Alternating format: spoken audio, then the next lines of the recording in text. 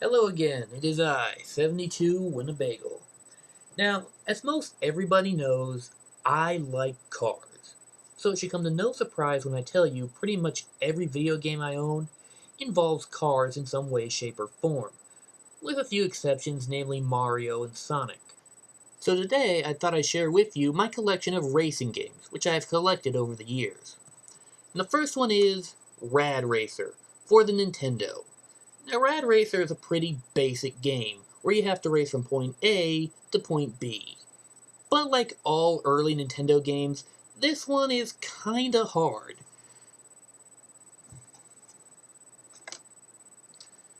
The next racing game is RC Pro-Am.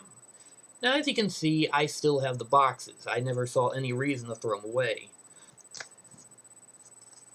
Now, as the name suggests, RC Pro-Am is an RC racing game, where you take the control of an RC truck. You race around various tracks, you collect power-ups and upgrades for your vehicle. You also have these little letter N's, which stand for Nintendo. Once you collect enough of them and spell out the word, Nintendo, you get a new body style, usually in the form of a SUV or dune buggy. Now, for the most part, RC Pro-Am is a fun game, but I found that there were two drawbacks.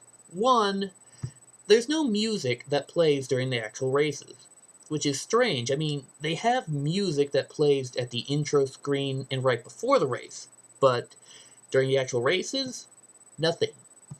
Speed of silence. That's what they should have called it.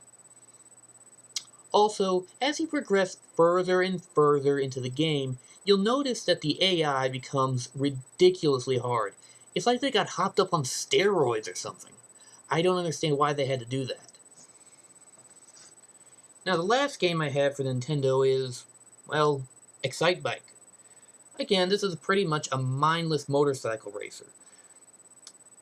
But it was one of the first games that gave us a track editor. You know, create your own track.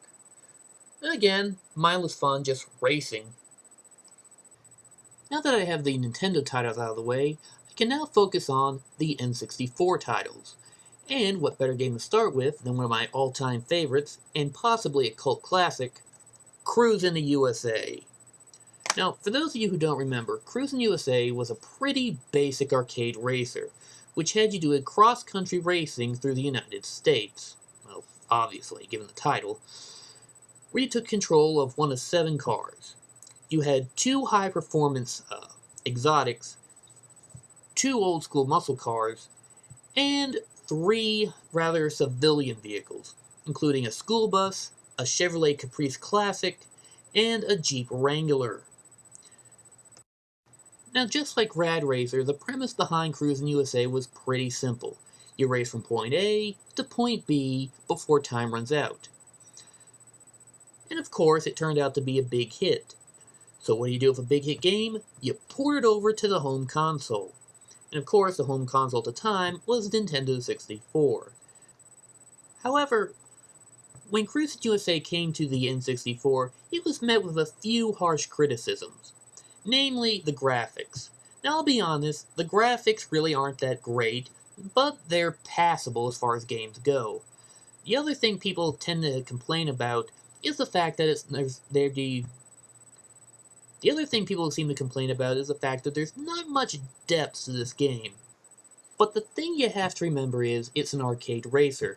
It didn't really have a lot of depth to begin with. But regardless, I still find it a very fun game. Next game on the list, of course, is Cruis'n World. Just like Cruis'n USA, Cruis'n World focus on the same basic plot, only this time instead of racing around the United States, you're racing around the entire world, man. Okay, that was lame. So of course, it was a big hit and ported to Nintendo 64. Now, when they ported to the N64, the people making this game knew that they had to throw in a little something extra to give the game a little bit more replay value. And this came in the form of circuit mode. Basically, they took the existing levels and gave it their own special racetrack. On top of that, they also had time trials you could perform. And if you could beat the time for each time trial, you would unlock a new car, which was pretty cool. So with the success of Cruis'n USA and Cruis'n World, a third title is in the works, and this came in the form of Cruis'n Exotica. Just like Cruis'n World, it took place on various locations on planet Earth. However, to make things more interesting, it threw in a few crazy locations, such as Atlantis, the Jurassic period, and planet Mars. And this is where some of the criticisms first came from for this game. A lot of people felt that those locations were a little too over the top, so to speak. On the other hand, this was the first game to give us fully licensed cars. We had Mustangs, we had Plymouth Prowlers, we had Jeep Wranglers, and a Dodge Barracuda. Or was it a Dodge Challenger? I forget. Now, aside from having fully licensed cars, we also had a few fictitious made-up cars. I guess it's like a tradition of Cruis'n to have a few of those. And those came in the form of a rocket car, a semi-truck, a Palomino Nash, I think is what it's called, but they gave it a crazy name. We also got a psychedelic hippie bus and a ratty station wagon, which seems to be a big parody on National Lampoon's Vacation. So, what do you do if a hit video game in the arcades? Why, you port it over to the home console. And that comes up to my next game. Oh, that's not it. Cruis'n Exotica for the Nintendo 64.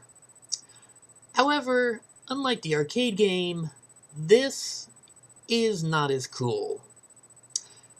First off, let me just get the positives out of the way. Just like before, they added some new things. They added a drag race mode, and added a Part C to the Part A and B races, which was cool. Unfortunately, that's really the only good things I can say about the game. You see, when they ported the game over to the Nintendo 64, they cut out all of the licensed vehicles. Apparently that's exclusive to the arcade games. So instead, they just redesigned a few of the cars and dropped some of the others. So, no more licensed cars. And no, the bullshit doesn't stop there. Not only did the real cars get fucked over, but so did the fictitious made-up ones. Most of them were dropped, others were renamed, and even redesigned for no good reason. But you know what the worst thing they did to the cars? They cut out the ability to change color. Why?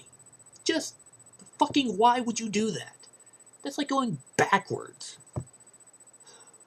But aside from fucking over the cars, this game also had a problem with graphics. Like I said earlier, the Cruis'n games weren't really known for their graphics, especially when they got ported to Nintendo 64. Now, the last two games,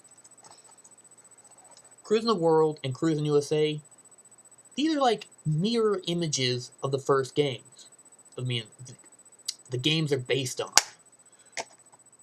This game, however, it's like it was rushed and they didn't care.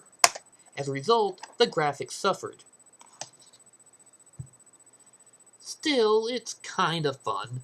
I mean, there's a lot to do, and I still play it every once in a while. The next Nintendo 64 game I have is Destruction Derby 64. As you probably know, it's pretty much just a port of the ever-popular Destruction Derby series onto the Nintendo 64. For those of you who have never played a Destruction Derby game, it's pretty simple and only has two modes. You have your basic Destruction Derby, which is basically run to other cars until they're destroyed, but you also have what is called the Destruction Races. What you have is two groups of cars that run, well, one runs clockwise and the other counterclockwise. The idea is try to rack up points and damage and try not to get killed off.